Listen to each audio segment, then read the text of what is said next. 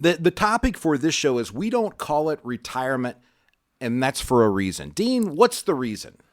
Well, we don't call it retirement because it's your life after work. It's that next phase of your life. It's about what do you want to do when time is your own.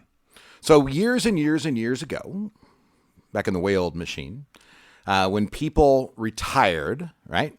So when you think about Social Security, which you're an expert in, but when you think about Social Security, remember when it was first established, the people who were going to take it or get it were already older than the average life expectancy, yes. Right?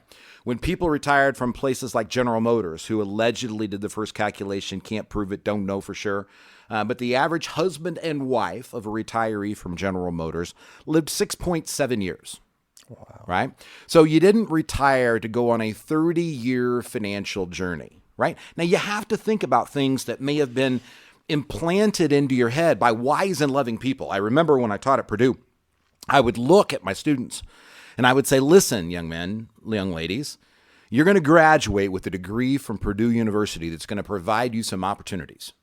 And some well-caring elderly person in your family who you know loves you is going to look at you and say, you make sure that you own a home, don't pay rent.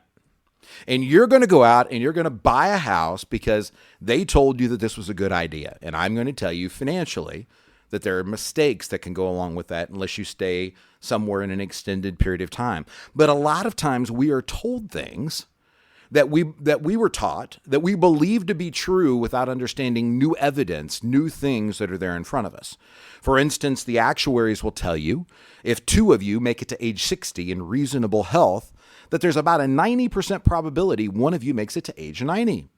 That's 30 years. For many people, that's longer than they worked. That's why we call it your life after work.